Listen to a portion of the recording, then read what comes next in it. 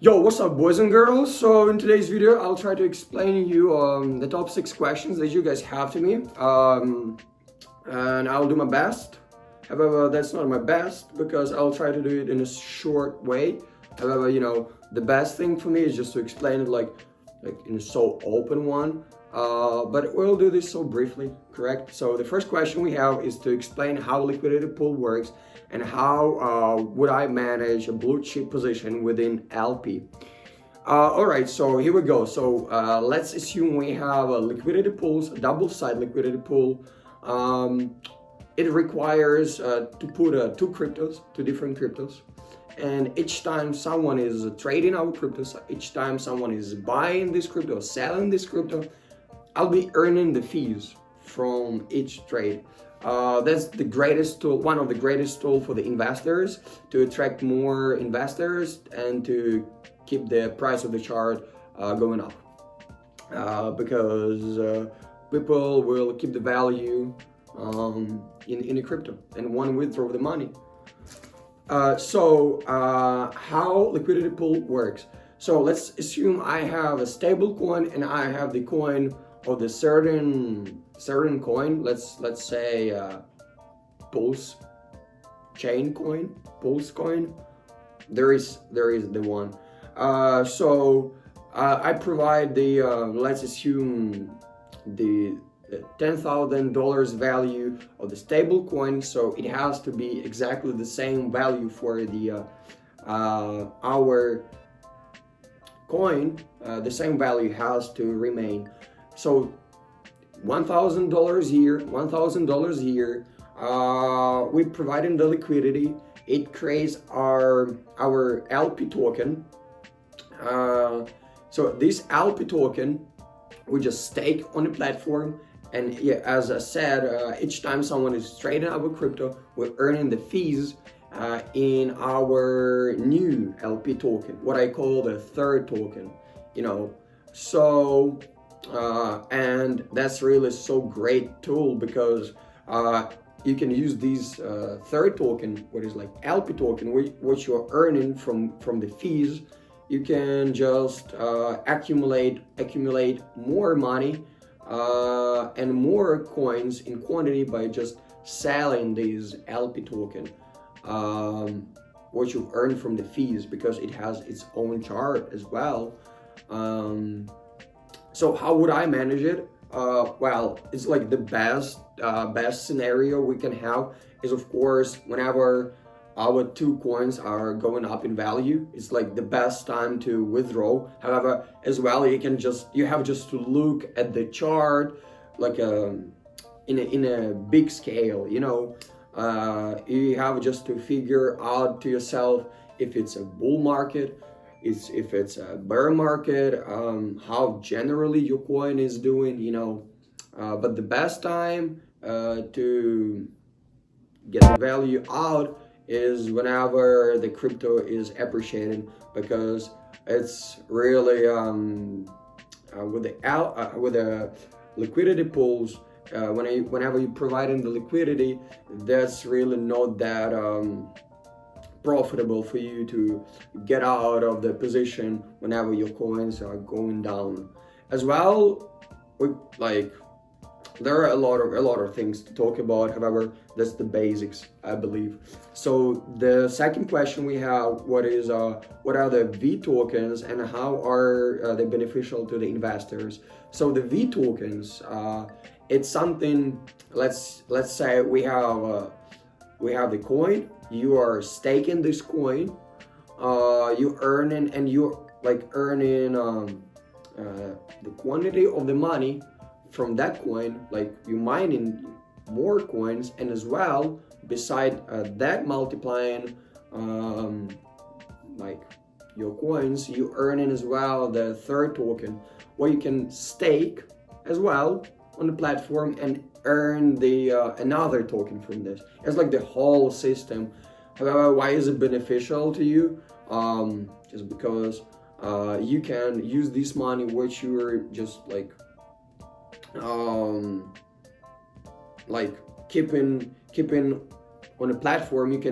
you just stake it, you earn the V tokens, and those V tokens mostly they are not not increasing in price, mostly they are deflationary. So what means they're just going up in value all the time.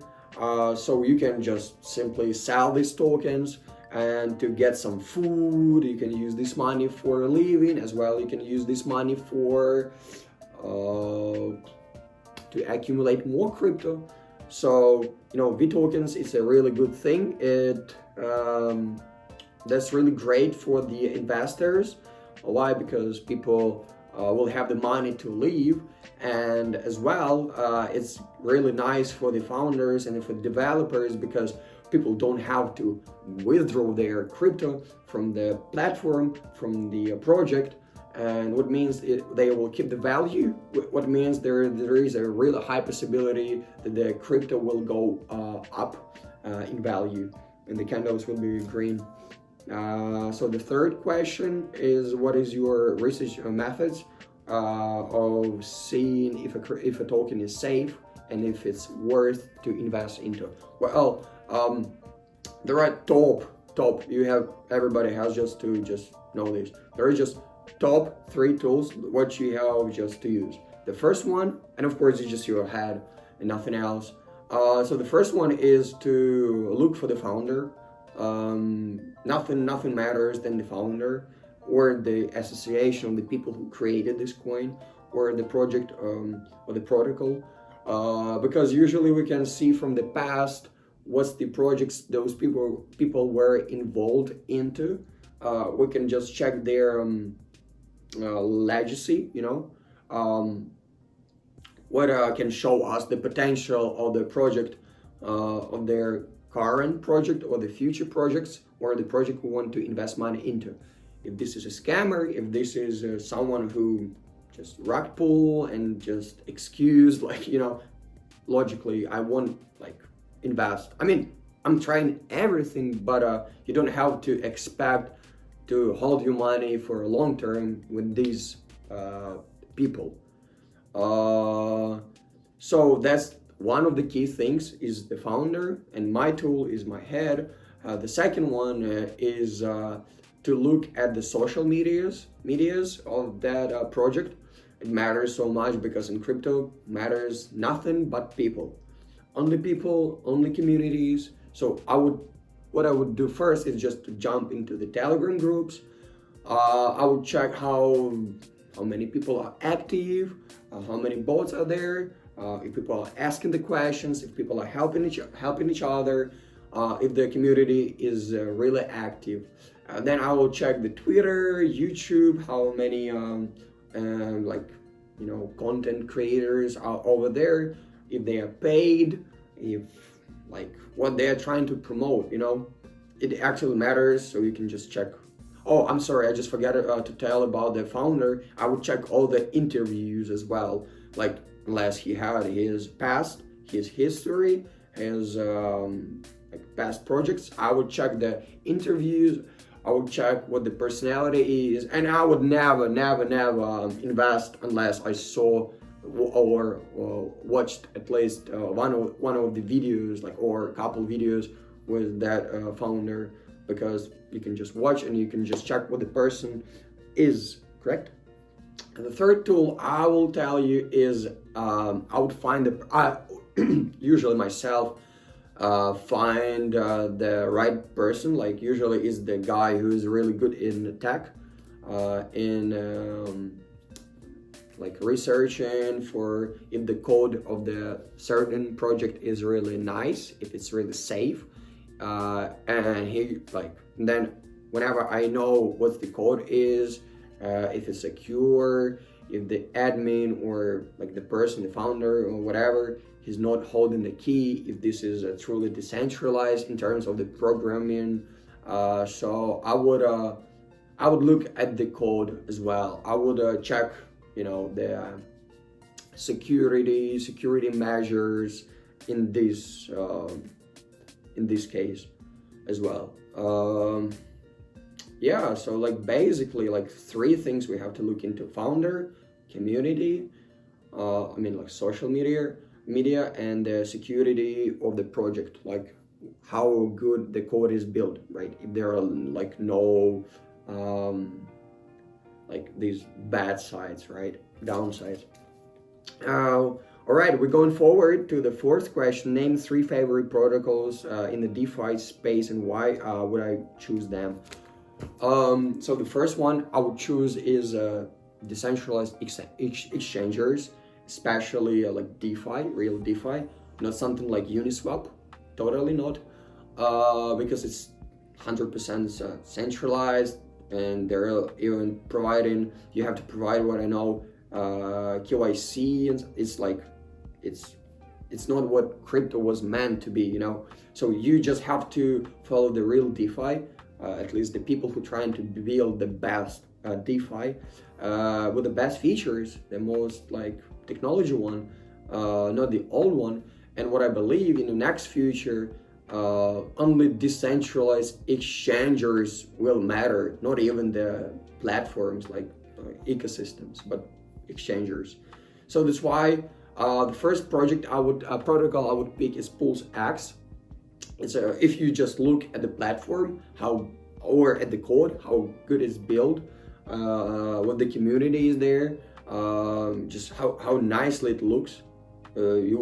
And what's the functions it has, like buy and burn is just crazy. It was literally meant to make you a lot of money if you know how to use that product, and if you have a lot of patience and yeah, simply if you know the product, because and it's deflationary as well. It's not like a PancakeSwap token, it's inflationary, but it has buy and burn. The buy and burn is crazy, as well as on PulseX. However, PancakeSwap is inflating, but PulseX is deflating. What it means, the value will just go up, you know, in long term. All right, without no further ado, we're jumping into another project. I would call Liquid Loans. It's a borrowing project. I just love 100% borrowing projects, especially when they are 0% interest. Like whenever you just don't have to pay to someone else, just because you can use some privileges, you know, like borrowing money against the asset. What is really cool, especially in this project, it's 100% decentralized. There is no admin key. The collateral is much higher. If you compare it to the another projects built on Ethereum. As well, there are a lot of options you can do, or like strategies you can combine with Liquid Loans to PulseX, because it's built on Pulse chain ecosystem. So yeah, I just love this project. You can be a stability provider, you can be there are a lot of pools as well. You can have their tokens, stake it, and earn the V tokens. So like the possibilities are like so high, super high, and I just love it. I love how the community is built. And by the way, what is so necessary, the authority or the developers and the founders of this project, they are the open source people. What means that they speak up on YouTube, they share the information, they try to keep you educated as much as they can, and they're truly nice guys. I can just see that, just at least watching the interviews for a long time, and whenever you are educated, you can compare, and then you see what is what, right? So the third project I would call is Hacks. It's a controversial project, especially for the people. It's not, however, for the people who don't understand 100% what is crypto was meant to be, right? So Hacks remains all the best functions what the crypto has to have, like staking, like a great community, like a long chart, great founder,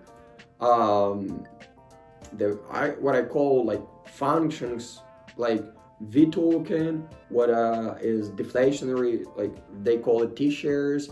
It just goes up in value. And what I like is that this token is so volatile. It's like Monero. So it has these like candles, you know, like going up to 3x, going down. However, if you DCA, if you know how to behave right with the crypto, you will always accumulate money, and it's much better, much secure than Bitcoin. It was because it was built on Ethereum, and we will go to this question comparing Ethereum to the Bitcoin. However, I can say that Ethereum network is much better than Bitcoin. That's why it's more secure, and that's why, you know, just the protocols built on Ethereum are secure 100%. Because, no, I mean, in terms of the code, like it won't be hacked or something. So that's why, you know, it's really nice one. It's controversial. If you know how to behave with the product, you will always make money from this, unless you are expecting something like, I don't know, being 100% secure, being like, you know, you can stay in gold, correct? So going forward to the fifth question, explain why DeFi is inevitable. Give you specific examples, protocols, references. Of course, let's go. Yeah, I truly know that DeFi is inevitable, but it's just all about how educated people are. Without people, we can't make anything in this world. How hard we wouldn't try to scream out just to tell how DeFi is good.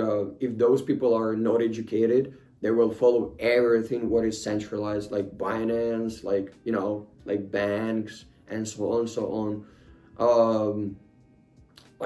Like even Bitcoin, like, you know what I mean. It's just like people are just picking something what is like just what got hype, what people are talking about, and they just don't think. However, for the smart people, DeFi is actually inevitable. It gives a lot of possibilities, like the assets appreciate more in value, and then you can vote. You have a lot of functions to do. That's why truly DeFi is the key thing for the near future. However, as you know, as I do and you do, the big players on this like global scale, they just simply can't allow most of the people, the crowd, to jump into the DeFi because, you know, because of their information, because they're just trying to manipulate people, like so yeah, I mean, DeFi is inevitable for the smart people, and maybe in the future, near future, my expectations. However, I guess, I assume it might split on two sides, DeFi and not DeFi, like centralized things. All right, but it's like tricky question, I would say. So all right, we're jumping into to tell the difference between Bitcoin and Ethereum networks, and all right, let's just begin at least from the most evidence. Like the most obvious thing is it's just two different things, right? However, it has something in common. However, it's just two different things. Let's at least talk about a proof of stake and proof of work difference. So if you want to have, if you want to kind of mine, like multiply your Bitcoin, you have to hold the equipment, like computer, like video cards, and so on. However, for Ethereum, you just have to have the just simply wallet and just stake it, and just, you know, withdraw those money. The result might be the same. However, the process is different. What I can say, like, let's just talk about the value. So comparing Bitcoin to Ethereum. So Bitcoin grabbed like more hype in the past. So it was like more successful in terms of massive adoption, let's say, right? So more people just heard more about Bitcoin and were just jumping into the first thing they've heard is Bitcoin. Nobody knew what is Ethereum. However, right now it's just changing like absolutely in an opposite way. So right now, like more people know what is like hear more about Ethereum rather than like, or maybe at the same level about the Bitcoin. I don't want to talk like the wrong things. However, the hype right now is approximately the same.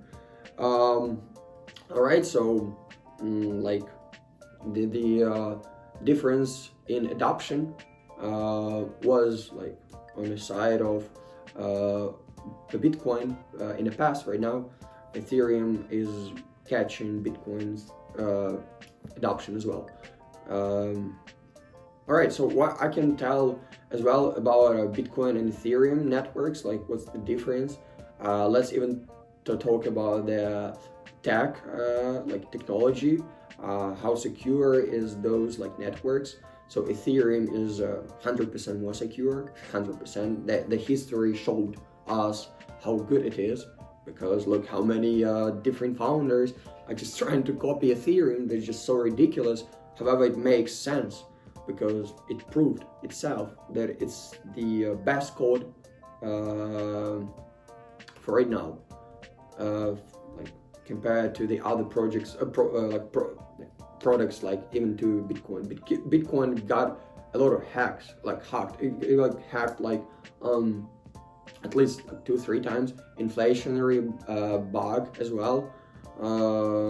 So like Ethereum is winning all that in terms of security and being more just the just right technology, being more innovative. So like that's why I like more Ethereum than Bitcoin in these terms. In terms of the appreciation in value, about talking about those networks, definitely I know 100% that how is it going. I'll just try to explain and you will get the point.